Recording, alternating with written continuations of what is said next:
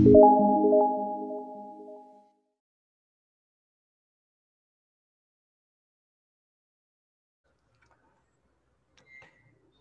rahimakumullah.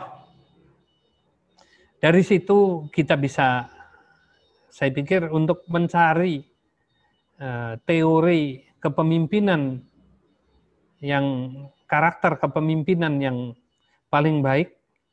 Setelah saya baca beberapa buku tentang leadership, kayaknya semua itu terangkum dalam apa yang ada pada diri Rasulullah SAW, berupa 4 dasar karakter pemimpin yang harus ada pada kita kalau kita ingin kembangkan, yaitu sifat seorang nabi, seorang rasul, Rasulullah SAW, yang dirumuskan oleh para ulama dengan 4 sifat, yaitu pertama siddiq, amanah, tabligh, fatonah. 4 ini. Yang 4 ini kita semua tentu sudah hafal ya, sejak SD kita sudah tahu sifat Nabi seperti apa. Siddiq, amanah, tabligh, fatonah. Dan inilah bekal untuk menjadi pemimpin. Beliau kita ikuti karena apa? Karena 4 hal ini sebetulnya. 4 hal ini. Beliau menyampaikan dengan Al-Quran, dengan seutuhnya, jujur ya. Ajaran Islam disampaikan utuh begitu ya. Siddiq ini ya. Siddiq atau benar ya. Siddiq benar atau jujur ya. Sehingga kita harus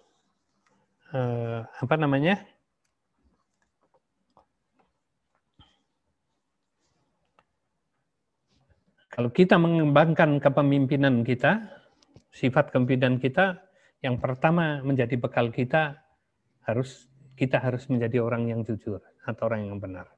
Karena kejujuran ini memberikan sesuatu tanpa rekayasa. Menyampaikan sesuatu apa adanya. Baik dibilang baik, buruk dibilang buruk. Tidak terlalu banyak rekayasa, tidak perlu ada rekadaya. Tidak perlu ada polesan-polesan atau apa ya istilahnya, pencitraan dan lain sebagainya. Citranya akan muncul sendiri. Kalau kita jujur-jujur aja. Orang jujur di mana saja itu berharga. Dihargai oleh masyarakatnya. Nah, dan ini kalau dijabarkan ke dalam sifat-sifat kepemimpinan yang harus ditumbuhkan pada seseorang, kita ini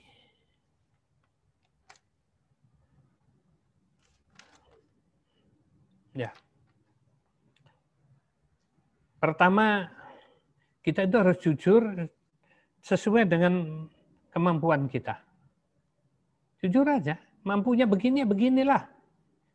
Artinya, kalau kita nggak mampu menjadi wali kelas, jangan mau diberi tugas wali kelas. Atau kalau diberi tugas, ya kita harus siap belajar untuk menjadi wali kelas. Bagaimana menjadi wali kelas yang baik? Kita siap untuk belajar.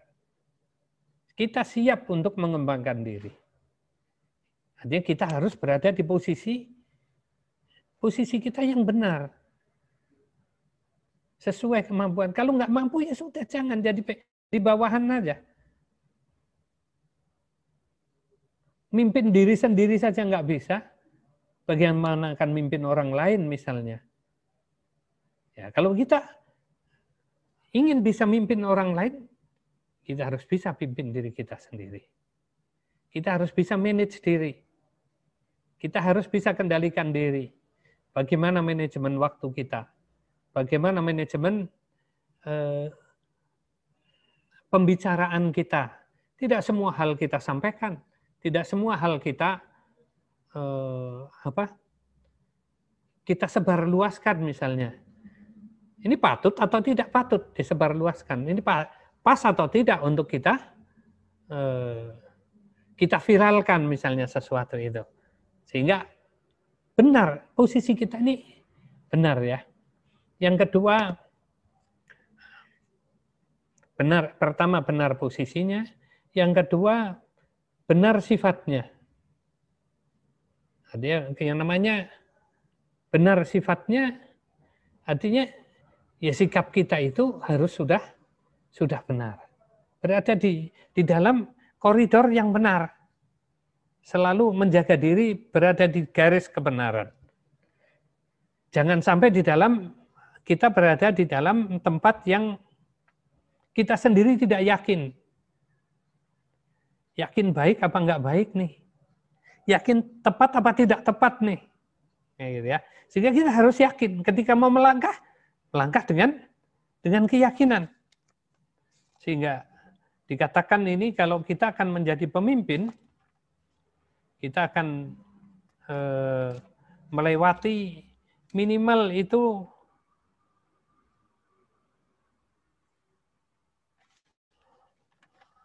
4 tahap menjadi pemimpin kita ya.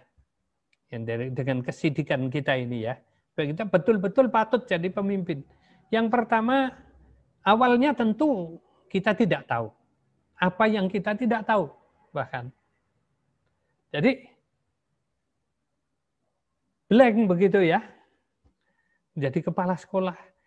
Apa yang saya belum tahu menjadi kepala sekolah nih? Apa yang harus saya tahu kita belum tahu. Nah, kemudian kita belajar, misalnya ya karena tugas harus jadi kepala sekolah nih. Penilaian orang lain seperti itu, kita patut jadi kepala sekolah. Atau enggak ada orang lain yang bisa jadi, yang siap menjadi itu. Ya, awalnya tentu kita tidak tahu apa yang kita tidak tahu.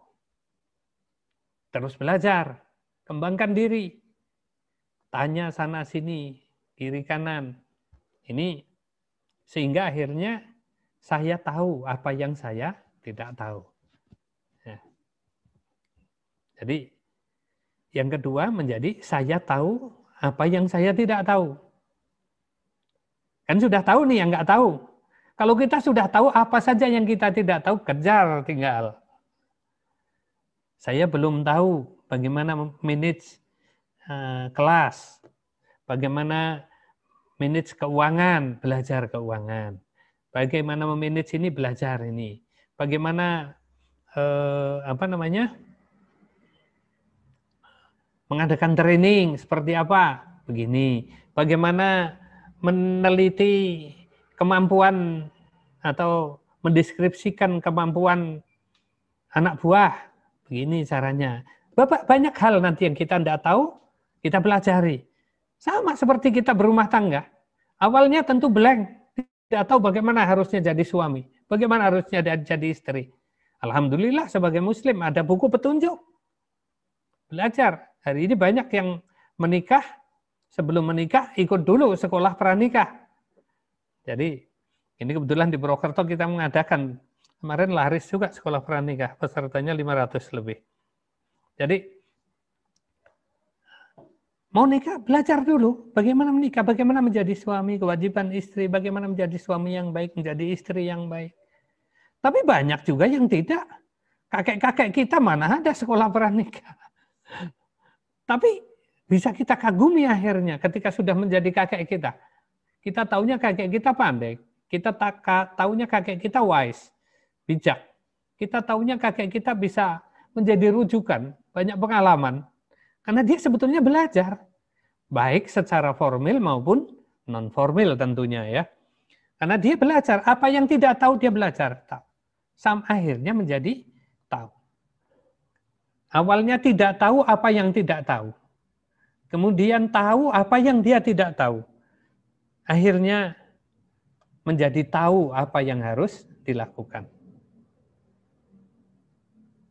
Ya kan setelah tahu, berbagai hal yang tadinya dia menjadi kepala sekolah harus begini.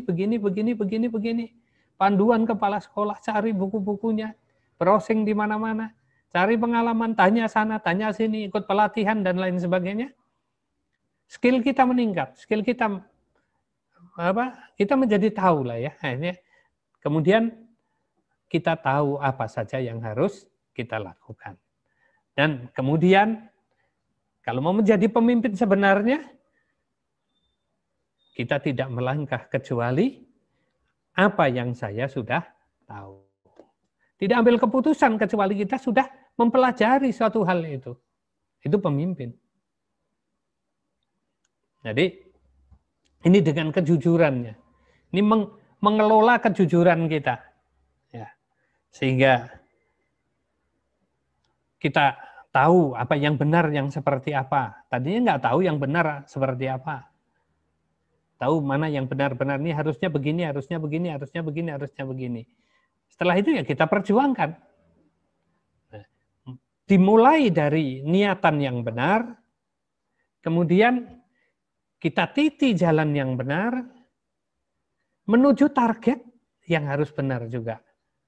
Sebagai seorang muslim tentu menuju target yang sesuai dengan tuntunan agama kita. Yang tertinggi target kita ridha Allah. Sehingga kalau misalnya kita menjadi kepala sekolah atau menjadi pengelola sekolah, apa sih target utamanya kita? Target utama kita tentu harus mempersiapkan murid-murid itu sebagai generasi pengganti kita nanti. Generasi penerus yang akan meneruskan perjuangan menegakkan ad-din, menegakkan al-haq, menerapkan apa yang menjadi tuntunan agama kita dengan benar. Siap menjadi pejuang-pejuang yang tangguh, yang sampai siap mengorbankan dirinya bahkan untuk kebenaran, untuk kebaikan. Ini yang kita lakukan. Sehingga tentu targetnya bukan sekedar nanti menjadi ranking 1 sekabupaten atau ranking 1 se-Indonesia. Buat apa jadi ranking 1 internasional sekalipun? Kalau misalnya yang dihasilkan nanti calon-calon koruptor aja. Cerdas-cerdas, akalnya banyak, kerjanya ngakalin orang. Enggak, kita menjadi kepala sekolah tahu mana yang benar, targetnya, tujuan yang benar, sesuai dengan tuntunan agama kita.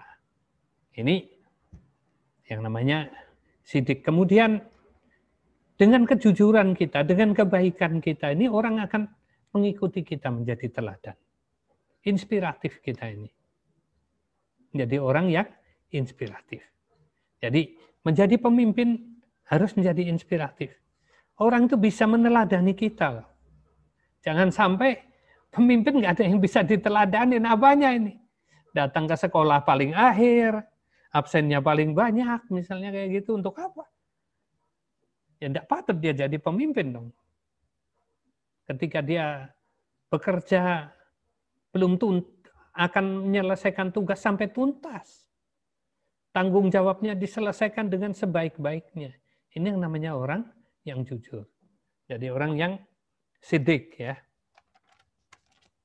Sidik, amanah, tabligh, fatonah ya. Kemudian yang kedua, ini ya, tadi sifat sidik ini bisa ditumbuhkan. Yang kedua tadi sifat sidik ya, ditumbuhkan dengan memupuk ketakwaan. Jadi cantolan kita adalah ridha Allah sana. Kemudian kita mencari ilmu tentang hak dan batil, tentang benar dan salah. Mana yang benar, mana yang salah. Mana yang tepat, mana yang tidak tepat. Mana yang sesuai, mana yang tidak sesuai. Seperti tadi itu, mau bikin kebijakan, ada tinggal kelas atau tidak tinggal kelas. Ini bainal haq wal batil ini sebetulnya. Pada posisi yang berbeda gitu ya, pada situasi yang berbeda. Menjadi hak dan batil. Apakah sudah hak ini ada tinggal kelas? Tidak merugikan anak didik kita. Tidak merugikan masa depan Islam dan kaum muslimin. Ini anak berbakat. Nah, mestinya kita kembangkan bakatnya. Hingga ini kadang-kadang yang seperti ini, kembali ke masalah tadi pengelolaan sekolah, kadang-kadang bangsa lain non-muslim sudah melakukan lebih dahulu dari kita, sehingga misalnya di sekolah-sekolah di Jepang itu kata teman yang pernah tugas belajar di sana membawa keluarganya, mengatakan bahwa di dalam kelas Jepang itu semua anak harus menjadi juara. Jadi semua anak juara. Semua anak ranking 1. Jadi ini 30 anak, 30 itu ranking 1 semua. Tapi tentu ranking 1 di bidang yang berbeda-beda. Ada ranking 1 kejujurannya, ada ranking 1 kepeduliannya. Tinggal kitalah yang membuat kriterianya, mana yang baik-baik. Yang baik-baik itu jadi bahan pertimbangan. Kejujuran, ketelitian, kepedulian, dan lain sebagainya. Banyaklah kalau kita mau buka. Mungkin kita buka misalnya dari segi akhlak saja, ada 72 cabang akhlakul karimah, Ibnul Qayyim Al-Jauzi, itu bisa jadi kriteria semua itu. Wah, anaknya bersungguh-sungguh, pemberani, ini anak paling berani, ini paling bersungguh-sungguh, ini paling wakal, ini paling apa. Semua dapat ranking 1 sehingga semua anak mendapat bintang di kelas. Dan ini menjadi bahan yang baik sekali untuk pendidikan anak-anak kita. Artinya, tentu kita bisa begitu kalau kita sudah punya ilmunya. Ilmunya apa? Tentang hak dan batil. Tentang hak dan batil di bidang apa? Bukan hanya di bidang akidah tentu kan ya, di bidang pendidikan. Waduh, selama ini kita suka menghukum dengan yang begini-begini. Ya, ini hukum yang tidak menghukum yang tidak mendidik. Format di dalam kelas, di dalam dunia pendidikan kita, formatnya format pendidikan. Lebih luas dari itu adalah format dakwah di dalam sekolah-sekolah kita. Apakah kita sudah menerapkan ketentuan, aturan di dalam sekolah kita ini sesuai dengan format kita, format yang kita ikuti, formatnya format pendidikan. Jadi nggak boleh ada hukuman yang tidak mendidik.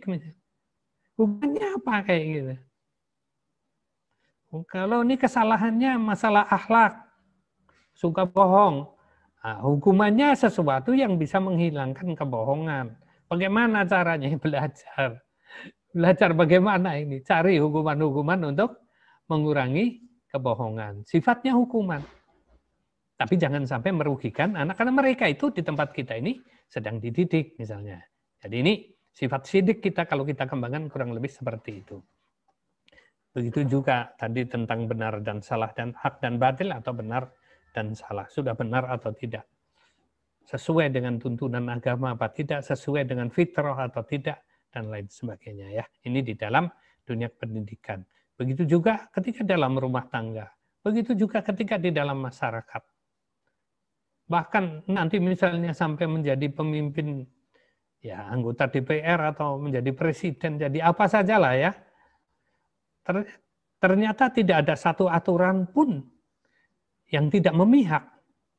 Semua aturan mesti memihak. Undang-undang seperti apapun yang dilahirkan pasti memihak. Tinggal keberpihakannya kemana? Sudah tepat atau belum? Kembali ke acuan agama kita. Kalau kita sebagai muslim tentu kita kembali ke acuan agama kita. Sesuai nggak dengan acuan agama kita? Tuntunan agama kita. Bainal haq wal batil. Ini hak atau batil, benar atau salah, mudarat atau manfaat, halal atau haram. Ini apa mubah, apa-apa gitu kan. Tentu yang baik diutamakan dibanding yang kurang baik. Yang kurang baik diutamakan daripada yang mubah. Yang mubah diutamakan daripada yang buruk. Ada tingkatan-tingkatannya itu. Ini seorang pemimpin teliti seperti itu ya. Seorang pemimpin kita harus teliti untuk menjamin kesidikan kita.